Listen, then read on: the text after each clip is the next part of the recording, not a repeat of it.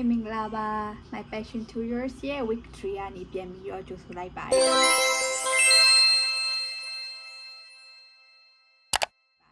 ဒီနေ့ကအမဒီ week 2မှာနည်းနည်း spoiler ပေးခဲ့ပေါ့နော်ဘာ topic လေးပြောပြမလဲဆိုတဲ့ဟာအဲ့တော့အဲ့ဒီ topic လေးကိုပြောပြပေးသွားမယ်ဆိုတော့သူကဘာကြောင်းလဲဆိုတော့အမရဲ့မွေးရမြေမှာအများကြီးတကယ် stable food အနေနဲ့စားကြတယ်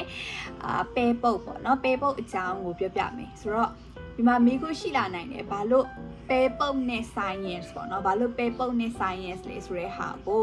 အမတစ်ချက်ပြောပြမယ်ပြီးတော့လည်းအမအရင်တော့မိခွန်းထုတ်ခဲ့ဘူးတယ်ပေါ့နော်ဘာတွေလေ့လာလို့ရလို့ဒီဟာကိုလေ့လာတာလေဆိုတဲ့ဟာအမဒီဆရာရဲ့ paper ကိုဖတ်တော့ကလည်းအဲ့လိုမျိုးအရန်ဟိုပေါ့နော်အိုးဒီလိုလုပ်လို့ရပါလားဆိုတဲ့ဟာကိုအဲ့လိုမျိုးဖြစ်ခဲ့တဲ့ paper လေးအဲ့ဒါကိုအမဒီမှာဟိုပါပေါ့နော်PowerPoint တော့မဟုတ် note လေးနဲ့နားလေးလွယ်အောင်ရှင်းပြပေးတော့မယ် Okay ဆိုတော့ဒါအမတို့အရင်ဆုံးဗာအရင်ကြည့်ကြမလဲဆိုတော့ဒီရဲ့ခေါင်းစဉ်ကိုအရင်ကြည့်ကြမယ်ပေါ့နော်ဒီနေရာမှာဆိုရင်အမအရင်တော့ပြောပူတယ်အမက microbiology နဲ့ဘွေးရထားအဲ့တော့ဒါသူတို့များသောအားဖြင့်ကအမအဲ့ဒီ paper ကြီးဂျာနယ်ကြီးလိုက်ပြီးဖတ်ဖြစ်တာများတယ်ပေါ့နော်အဲ့တော့သူကဒီမှာဘာကိုလေ့လာထားလဲဆိုလို့ရှိရင်ခေါင်းစဉ်ကိုတစ်ချက်ကြည့်မယ်ပေါ့နော်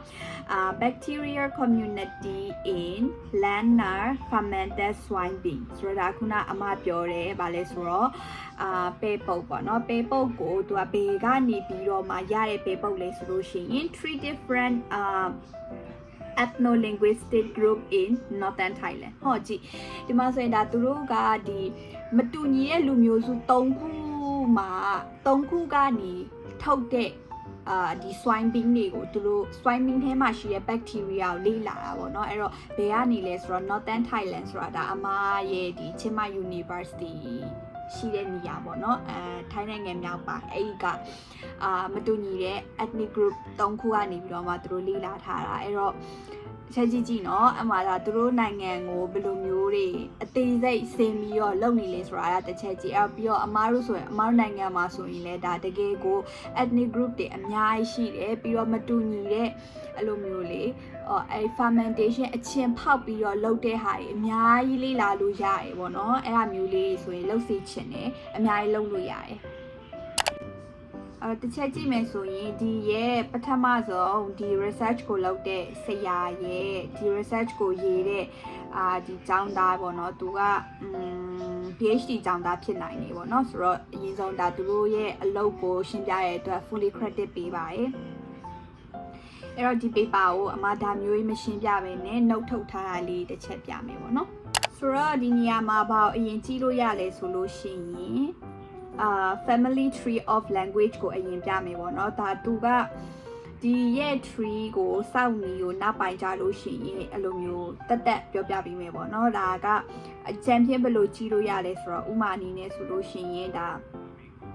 ဆိုလို့ရှိရင်ဒါအမတို့ American sorry ဒါဆိုရင် American ဒီဘက်ဆိုလို့ရှိရင်Trans-Eurasia မှာဆိုရင်ဒါအမားတို့ရဲ့ဟိုအားပါမယ်ပေါ့နော်နည်းနည်းနီးစပ်တဲ့ group တွေပါမယ်ပြီးတော့ဒီမှာ Sino-Tibetan မှာဆိုလို့ရှိရင်ဒါအမားတို့ရဲ့ Burmese ကဒီ group ထဲမှာပါမယ်အဲ့တော့လူမျိုးစုတွေဘယ်လိုဆင်သက်လာတယ်ဆိုတဲ့ဟာကို study လုပ်ပြထားတာဒါပေမဲ့ဒါကိုအများကြီးပြောပြသွားမှာမဟုတ်ပဲနဲ့ခုနကပေါ့နော်သူတို့ပဲပုတ်ကိုလေ့လာတဲ့ group 3ခုရဲ့သူတို့ကဘယ်နှမှာပါလဲဆိုတဲ့ဟာကိုတစ်ချက်ပြမယ်ပေါ့နော်အဲ့တော့ဖြစ်နိုင်တာကဒါသူတို့ကဒီ Thai group ထဲမှာပါနိုင်တယ်ဒါမှမဟုတ်လို့ရှိရင်ဒီသူတို့လေးလာတာက ethnic group ကိုမှ border line ထဲမှာဆိုတော့ဒါမြန်မာနဲ့လည်းနည်းနည်းဆက်နေရဲ့ဒီကရင်လူမျိုးစုတွေပါတယ်ကရင်လူမျိုးစုတွေလောက်တဲ့ဟာပါမယ်ပြီးတော့သူတို့ပြောရှမ်းလူမျိုးစုတွေပါတယ်ပေါ့နော်အဲ့တော့ဒါနဲ့ကအရင်တော့မသက်ဆိုင်ဘူးဒါပေမဲ့လေလေးလာလို့ကောင်းနေပေါ့နော်အမှဆိုလို့ရှိရင်အမမြန်မာနိုင်ငံရဲ့လူမျိုးစုတွေဆိုရင်တမျိုးစင်းတက်လာတာအဲ့ဒါတွေကိုနောက်ကြောက်လို့ရှိရင်ပြောပြမယ်ပေါ့နော်အဲ့တော့ဒါဒီမှာဆိုလို့ရှိရင်တစ်ချက်ကြည့်လို့ရတာကဘာလဲဆိုရင်ဒီ Northern Thailand ဆိုလို့ရှိရင် Northern ဆိုရင်ဒီအပေါ်လောက်မှာရှိမှာပေါ့နော် right northern ဆိုရင်ဒီအပေါ်လောက်မှာရှိမှာဆိုတော့ maybe ဒီ border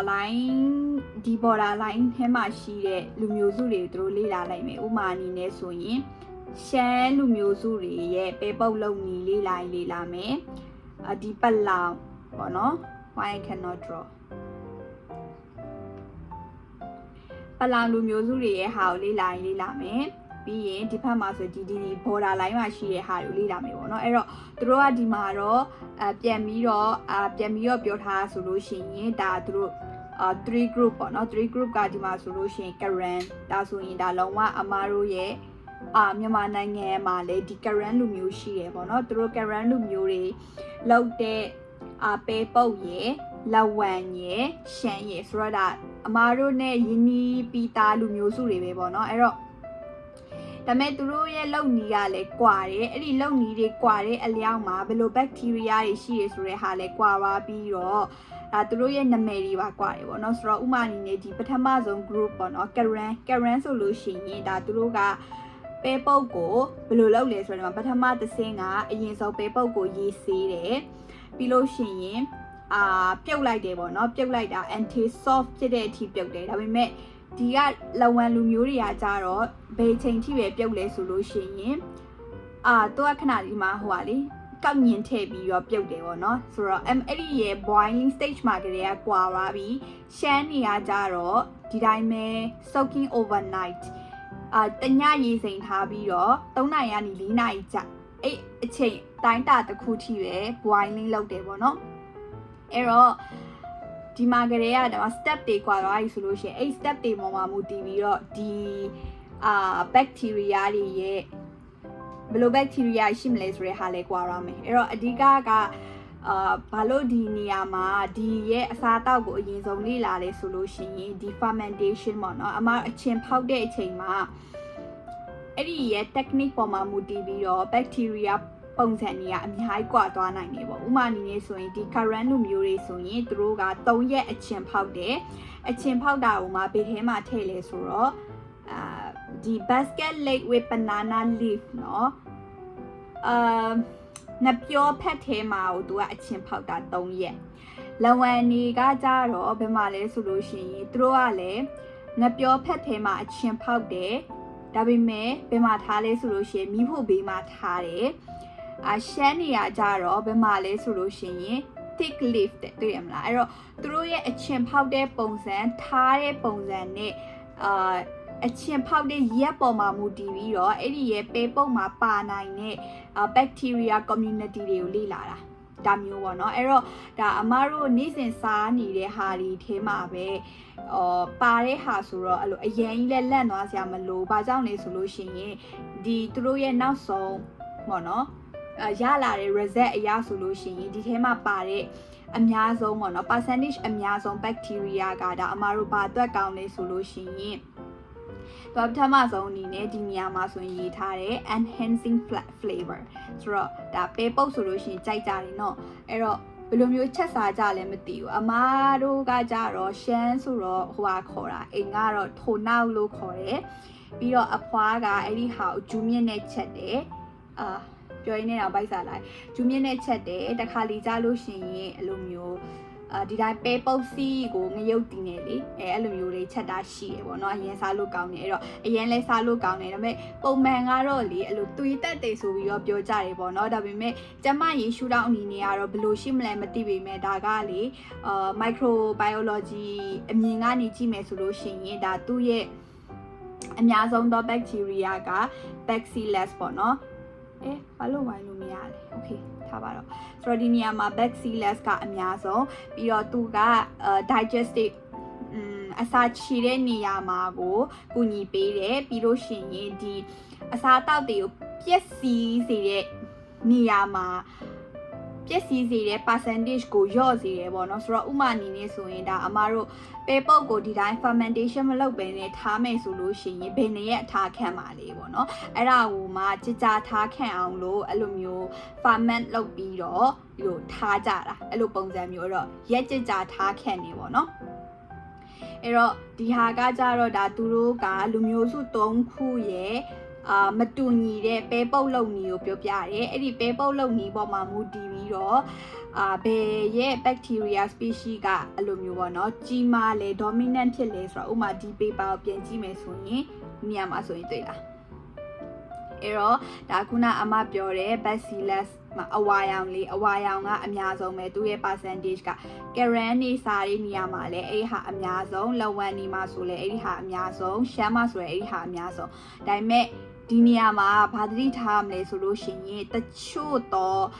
လူတွေကိုကောင်းကျိုးမပေးရဲ့ bacteria ရှိတယ်ဥမာ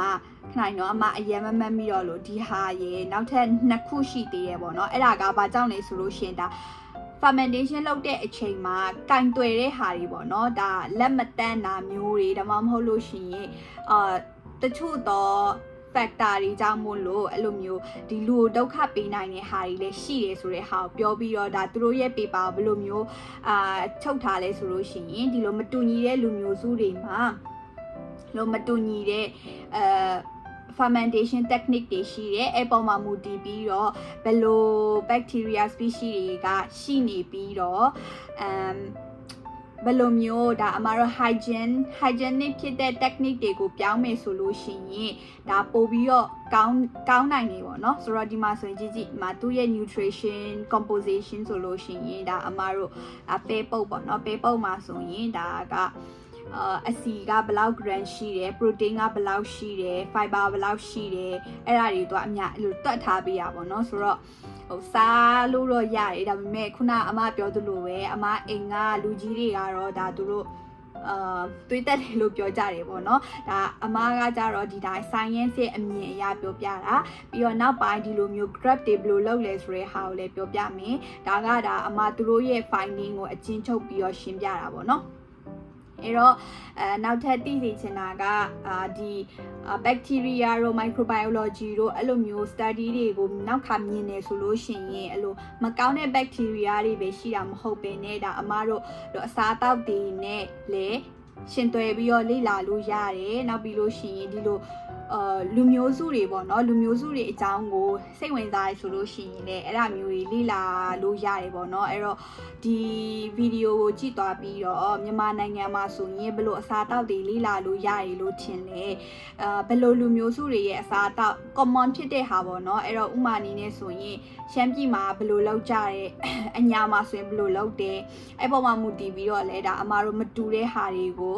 အဲ့လိုစမ်းလောက်ကြည့်လို့ရတယ်ပေါ့နော်ဒါအဲ့လို idea လေးတစ်ချက်ထည့်ပြီးတာပေါ့အဲ့တော့လောက်ကြည့်လို့ရတယ်ပေါ့နော်ဒါဆိုရင်လဲဒါအရန်ကို